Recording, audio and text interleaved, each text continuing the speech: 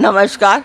तो आज के पाठ में है कि अग्नि और सोम के स्वरूप का विवेचन तथा जगत की अग्नि सोमात्मकता का प्रतिपादन।